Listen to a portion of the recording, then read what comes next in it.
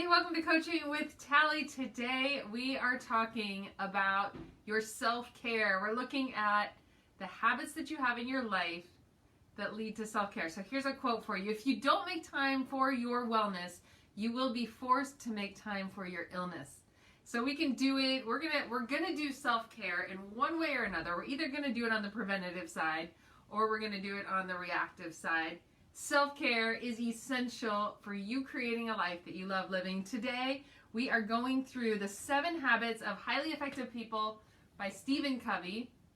We did the first 3 first day. Yesterday, we did habits 4 through 6. And today, we're talking about habit number 7, sharpening the saw. This is all about taking care of yourself. So typically, when we are busy, when we're overwhelmed, when we're in a place, especially like when we're in a funk or we're in one of those challenging places, often the last thing that we go to is rest and refuel. And yet it's even though it's deemed kind of the low priority, it's probably the thing you most need in those times. And so today we're going to look at this. I see this all the time with my clients. By the way, my name is Tally. I'm a life and personal development coach, and I get to work with leaders to create lives of overflowing impact in the world that are centered in a place of joy, getting you aligned to who you most truly are, get you firing on all cylinders, and get you creating a life that you love living. And in order to have that, rest and refuel, self-care is an essential part of the recipe. So today we're going to be talking about that. We are in a series right now all about creating really healthy habits in your life, looking at how our habits are such an essential part of the results that we get in our life. Over 40% of what we do on a daily basis are habitual things. So our brain is always trying to make things more efficient for us by creating things that are like automated. And so habits are part of the way that we do that. And so if we can intentionally direct our habits to be things that we know are going to lead to the life that we want to be living, when we can get habits flowing in a direction that really serve us, it creates a life that we want to be living. So all of us have habits in our life, and some of those are steering us in a direction away from what we really want, and some of those habits are steering us into what we want. So we're taking a look this week at the habits that we have. How are they serving us? What are they creating in our lives? And how can we align our habits to be leading us in a direction to create what we really, really want in life? So we've been going through the book, 7 Habits of Highly Effective People by Stephen Covey. It is, in the last 30 years, it's one of the most purchased books, very, very well read. A lot of threads that I see when people are like, what's the best book you've ever read? Often people will refer to 7 Habits of Highly Effective People. It's a powerful book, and we are summing it up this week for you in this series all about habits. So the first 3 habits, just to review, are ones that are all about self-governance. Like, how do you get yourself into a place where you're not dependent on all the things outside of yourself, we're not dependent on the world. We are self-governed. There's an independence that's really healthy. How do we get ourselves into that place? And so the first 3 habits. The second 3 are all about having really impactful, healthy relationships. So it's self-relating. And then habit number 7 today is all about sharpening the saw. How do we keep ourselves in a place to continue to grow, to continue to be able to stay in the game? And it's all about sharpening the saw, rest and refuel. There's a great quote by Abraham Lincoln. Let me see if I can find it. It is, "Give me 6 hours to chop down a tree, and I will spend the first hour sharpening my axe." So that's an Abraham Lincoln quote. And there's a story about a man who came upon someone in the forest who was chopping down a tree, and he was exhausted, and he said, what are you doing? He's like, I'm trying to chop down this tree. And he's like, how long have you been at it? He said, I'm exhausted. I've been doing this for the last 5 hours, and I still have this much to go. So like, well, have you thought about sitting down and just taking a few minutes to sharpen the axe? That might get you through it faster. And he's like, I don't have time to sit down and sharpen the axe. And so how often do we have that mentality in life? Often, especially when we're overwhelmed, feeling overworked, exhausted, we feel like we don't have time, especially now, to take the time out to do rest and refuel, self-care, fill back up. Like, I don't have time for that because I'm, already overworked.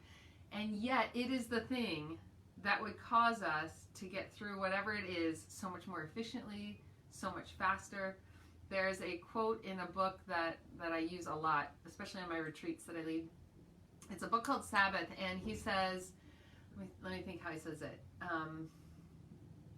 There becomes a point in time when more productivity, more effort actually becomes counterproductive to, this isn't the exact quote, this is generally what he's saying. There's a point at which more activity, more action, more effort actually becomes counterproductive to the end result.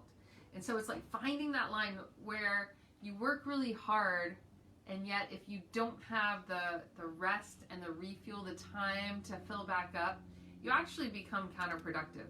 Like more effort, more time doesn't actually lead to a better result. It actually leads to a worse result because you're drawing off of a depleted place in yourself.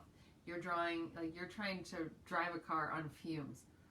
And often just taking the time to stop in the gas station and fill the tank back up is going to get you a whole lot further than just like trying to eke it out on what fumes you have left. And so how often do we do that in life? If you can relate with that, go ahead and post below. Yes, I totally get that. I found myself there.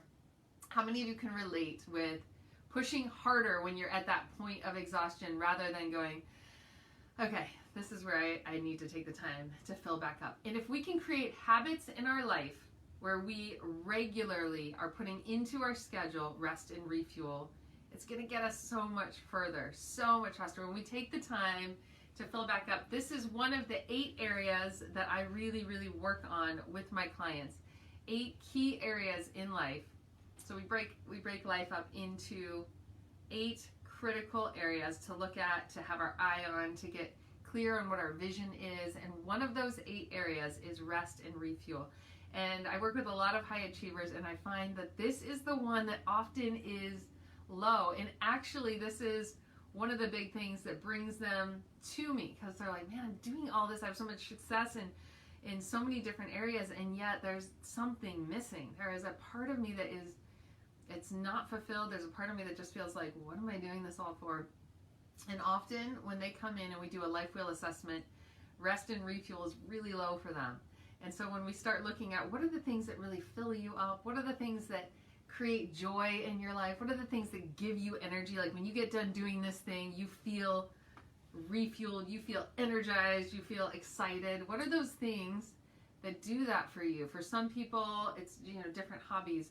Maybe it's music, or maybe it's something athletic, or maybe it's getting in nature, or maybe it's doing something creative.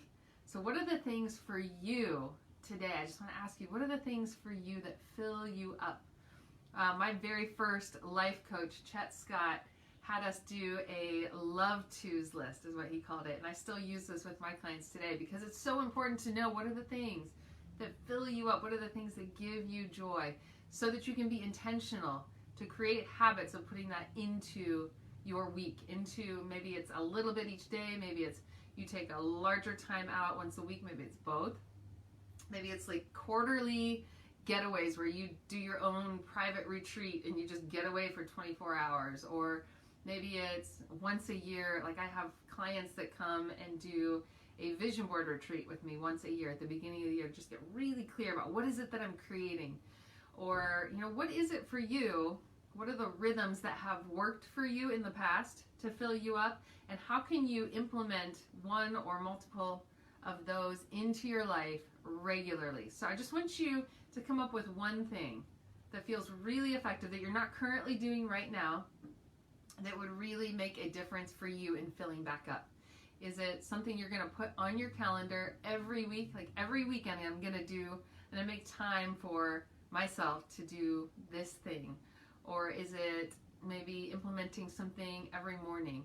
We're going to actually get into morning routines here as part of this series and talk about within habits, how do you create some things in the morning? That'll be a different day. So one thing that you're not currently doing right now that would cause you to feel more filled up, that would cause you to feel more alive, that would cause you to have more energy, that you could put into your schedule starting this week. So I want you to try it. Let me know what it is. Would love to hear in the comments below, or message me I'd love to hear what it is that you are implementing starting today to fill yourself back up to step into more rest and more refuel. If you haven't heard it yet today, you are loved and you are a gift. We'll see you tomorrow.